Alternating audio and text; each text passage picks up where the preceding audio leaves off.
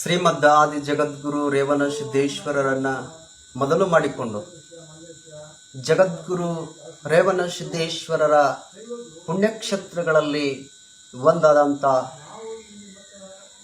ತೆಲಂಗಾಣದ ಕೊನಲುಪಾಕು ಶ್ರೀ ಸೋಮೇಶ್ವರ ಇಲ್ಲಿ ಮೂಲ ಆರಾಧ್ಯ ದೈವರಾಗಿ ಈ ಕ್ಷೇತ್ರದಲ್ಲಿ ಪೂಜೆಗೊಳ್ತಾ ಇದ್ದಾರೆ.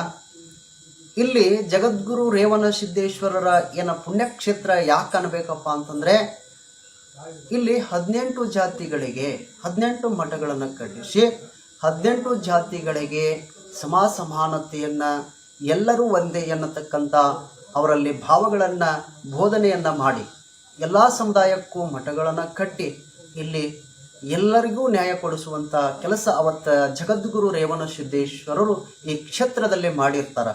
ಅದಕ್ಕೆ ಈ ಕ್ಷೇತ್ರಕ್ಕೆ ಪುಣ್ಯಕ್ಷೇತ್ರ ನಾವು ಕರಿಬೇಕಾಗ್ತದೆ.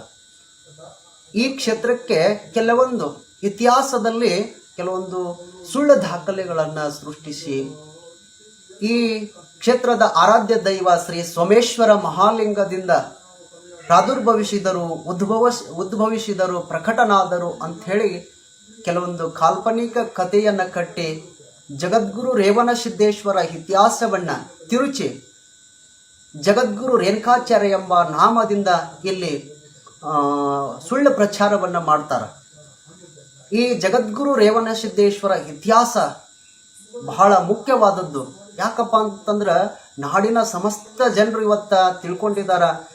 ಎಲ್ಲಾದರೂ ಜಗದ್ಗುರು ರೇಣುಕಾಚಾರ್ಯರ ಒಂದು ದೇವಸ್ಥಾನವಾಗಿರ್ಬೋದು, ಇಲ್ಲ ಮಠಗಳಾಗಿರ್ಬೋದು, ಮಂದಿರಗಳಾಗಿರ್ಬೋದು, ಇಡೀ ಜಗತ್ತಿನಲ್ಲಿ ಹುಡುಕಾಡಿದ್ರೆ ಎಲ್ಲಿಯೂ ಸಿಗೋದಿಲ್ಲ. ಜಗದ್ಗುರು ರೇವಣ ಸಿದ್ದೇಶ್ವರರ ಒಂದು ಮಂದಿರ, ಮಠ, ಪುಣ್ಯಕ್ಷೇತ್ರಗಳು ಇಡೀ ಜಗತ್ತಿನ ತುಂಬ ಎಲ್ಲ ಸಿಗ್ತಾವ. ಈ ರೇಣುಕಾಚಾರ್ಯ ಎಂಬ ವ್ಯಕ್ತಿನೇ ಎಲ್ಲಿ ಸಿಗೋದಿಲ್ಲ.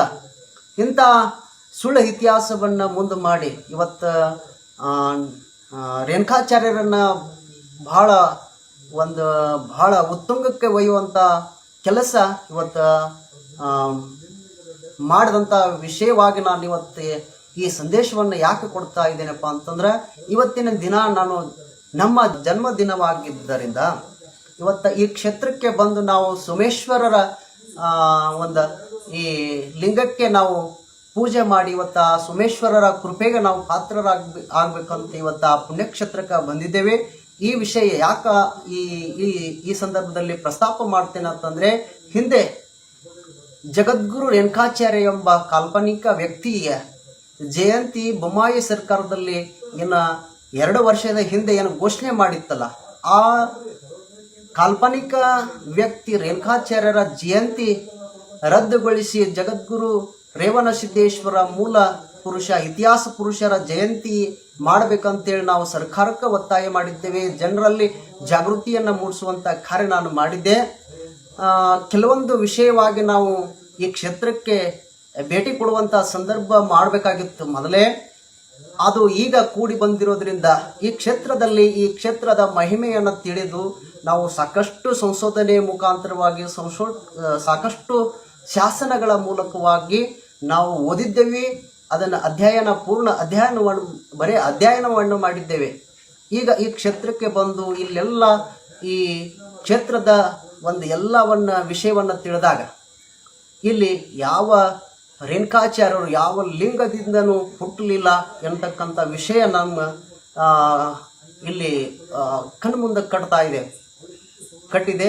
ಅದಕ್ಕಾಗಿ ಈ ವಿಷಯ ರೇವಣ ಸಿದ್ದೇಶ್ವರರ ಒಂದು ನಾಮಕ ಸೂಕ್ತ ವಿಷಯವಾಗಿಲ್ಲ.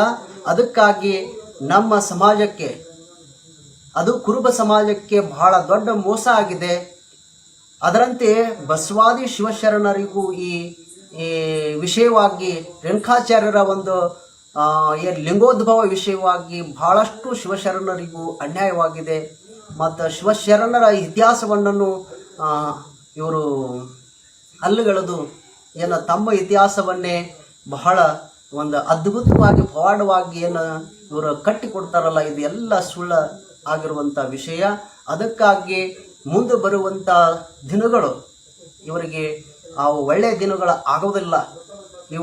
ಇವರಿಗೆ ಇದೇ ಅವ್ರ ವಿಷಯ ಅವರಿಗೆ ಮುಳ್ಳುವಾಗುವಂಥ ವಿಷಯ ಅವರು ತಮ್ಮ ಸುತ್ತಮುತ್ತ ಹೇಗೆ ಬೇಲಿ ಹೇಗೆ ಇದು ಆಗ್ತದ ಅವ್ರಿಗೆ ಅದೇ ಬೇಲಿ ಆಗ್ತದ ಅನ್ನುವಂಥ ಅವ್ರ ವಿಷಯ ಅವರಿಗೆ ಬೇಲಿ ಆಗ್ತದ ಅನ್ನುವಂಥ ವಿಷಯ ಅವರು ಪೂರ್ಣ ಅರ್ಥ ಮಾಡ್ಕೋಬೇಕು.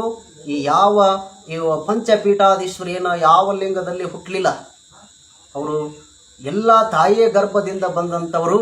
ಅದಕ್ಕಾಗಿ ಈ ನಾಡಿನ ಜನತೆಗೆ ಏನು ಬಹಳ ಸ್ಪಷ್ಟವಾಗಿ ಒಂದು ಮಾತನ್ನು ಯಾಕೆ ಹೇಳ್ತೀನಪ್ಪ ಅಂತಂದ್ರೆ, ಜಗದ್ಗುರು ರೇವಣಸಿದ್ದೇಶ್ವರರ ಮೂಲ ವಂಶಸ್ಥರು ನಾವು. ಜಗದ್ಗುರು ರೇವಣಸಿದ್ದೇಶ್ವರರ ಒಂದು ರಕ್ತ ಸಂಬಂಧಿಗಳಾಗಿರೋದ್ರಿಂದ ನಾವು ಈ ವಿಷಯವಾಗಿ ಬಹಳ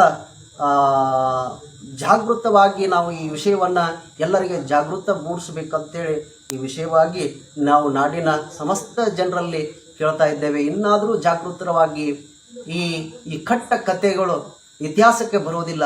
ಇತಿಹಾಸ ಬಹಳ ಮುಖ್ಯ ಆಗ್ತದೆ. ಈ ಕತೆ, ಕಾದಂಬರಿ, ಪುರಾಣಗಳು ಇವ್ಯಾವು ಲೆಕ್ಕಕ್ಕೆ ಬರೋದಿಲ್ಲ. ಅದಕ್ಕಾಗಿ ಸಮಸ್ತ ನಾಡಿನ ಜನತೆಯಲ್ಲಿ ನಾವು ಈ ವಿಷಯವಾಗಿ ನಾವು ಬಹಳ ಪ್ರಚಾರ ಆಳವಾಗಿ ಅಧ್ಯಯನ ಮಾಡಿ ಈ ವಿಷಯವನ್ನು ನಾವು ಪ್ರಸ್ತಾಪವನ್ನು ಮಾಡ್ತಾ ಇದ್ದೇವೆ. ಅದಕ್ಕಾಗಿ ನಾಡಿನ ಜನರು ಎಲ್ಲ ಈ ವಿಷಯವಾಗಿ ಎಲ್ಲರೂ ಜಾಗೃತರಾಗಬೇಕು ಅಂಥೇಳಿ ಈ ಒಂದು ನುಡಿ ನಮನಗಳನ್ನು ನಾಡಿನ ಸಮಸ್ತ ನಾಗರಿಕರ ಮುಂದೆ ಈ ನುಡಿ ಇಡಲಿಕ್ಕೆ ಬಯಸ್ತಾ ಇದ್ದೇನೆ.